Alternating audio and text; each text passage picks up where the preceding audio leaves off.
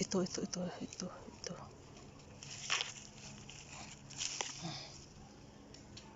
Hinog na nga kasi ang lambot na niya. Biyakin natin. Dito banda.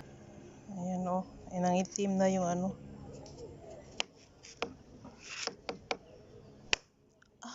Ang lambot.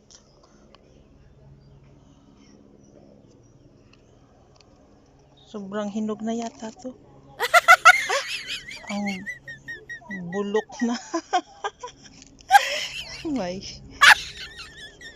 Bulok na siya. Nakalagtaan na kasi matagal na. Ganyan kasi pag baho. Pag matagal na, yung mga tira-tira wala nang pumapansin sa puno. Hinahayaan na lang. Kasi yung iba maliit, yung iba malaki. Pero ito, nasobraan na siya sa hinog.